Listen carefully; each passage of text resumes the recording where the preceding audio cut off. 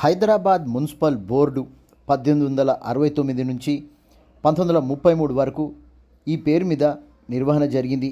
155 సంవత్సరాల క్రితం 55 కిలోమీటర్ల విస్తీర్ణంతో 3,50,000 జనాభాకు అనుగుణంగా 1969లో మున్సిపల్ బోర్డు ఏర్పడింది. 1933లో మున్సిపల్ కార్పొరేషన్గా రూపాంతరం చెందింది.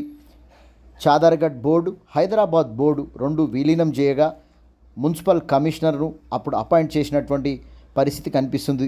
1886లో సబర్బన్ ఏరియా చాదర్ఘట్గా సపరేట్ అధికారిని నియమించి చాదర్ఘట్ మున్సిపాలిటీగా రూపాంతరం చెందింది. 1921 హైదరాబాద్ మున్సిపాలిటీ పరిధి 84 కిలోమీటర్లుగా రూపాంతరం చెంది 1933లో చాదర్ఘట్ మున్సిపాలిటీని హైదరాబాద్ మున్సిపాలిటీలోకి మెర్జ్ చేయడం జరిగింది. హైదరాబాద్ మున్సిపల్ కార్పొరేషన్గా అప్పుడు ఏర్పడింది. 1934 తర్వాత జూబ్లీ హిల్స్ మున్సిపాలిటీని సికింద్రాబాద్ మున్సిపాలిటీని కలిపి హైదరాబాద్ కార్పొరేషన్, సికింద్రాబాద్ కార్పొరేషన్ను రెండింటిని 1950లో హైదరాబాద్ కార్పొరేషన్ యాక్ట్ కిందికి తీసుకొచ్చి ఒక పెద్ద పురపాలక సంఘంగా ఏర్పాటు జరిగినటువంటి విషయం మనకు తెలిసిందే. హైదరాబాద్ నగరం యొక్క జనాభా రోజు రోజుకు భారీగా పెరుగుతూనే ఉంది. హైదరాబాద్ నగరానికి 7 సర్కిళ్లతో నడిచే మున్సిపల్ కార్పొరేషన్ ఆఫ్ హైదరాబాద్ పనుల నిర్వహణ జరిగేది. ఏప్రిల్ 2007 సంవత్సరంలో శివారు 12 మున్సిపాలిటీలను మున్సిపల్ కార్పొరేషన్లో విలీనం చేయడంతో గ్రేటర్ హైదరాబాద్ మున్సిపల్ కార్పొరేషన్గా రూపాంతరం చెందింది.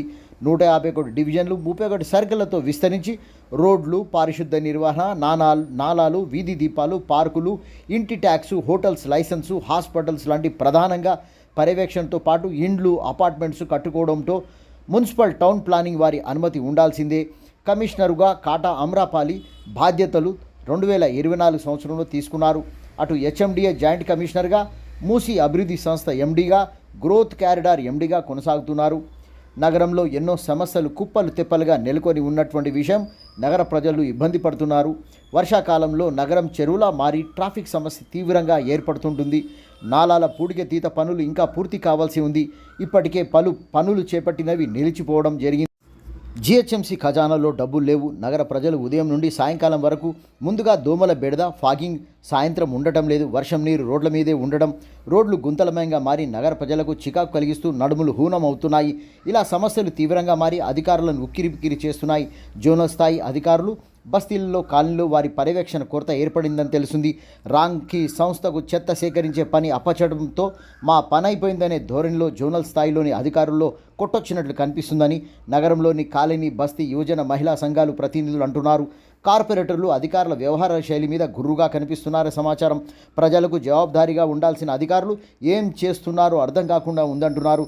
దశాబ్ద కాలం క్రితం అధికారుల పర్యవేక్షణతో ఎన్నో అవార్డులు సాధించుకున్న బల్దియా క్రమంగా అలసత్వంతో పూర్తిగా మర్చిపోయిందంటున్న నగర జనం.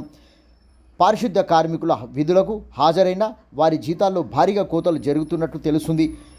ఉద్యోగుల సమస్యలు పేరుకుపోయి ఉన్నాయి. అవుట్సోర్స్ ఉద్యోగులుగా పనిచేస్తున్న వారు తీవ్ర అసంతృప్తితో పాటు జీతాలు పెంచలేదనే భావనతో తీవ్ర నిరాశ నిస్పృహలో ఉన్నట్టుగా కనిపిస్తుంది. కొత్త కమిషనర్గా బాధ్యత చేపట్టిన అమ్రపాలి ఏ విధంగా పేరుకుపోయిన సమస్యలను చక్కదిద్ది నగర ప్రజల మనోభావాలను పొందుతారో, మన్నలను ఏ విధంగా పొందుతారో అని అంటున్న జనం.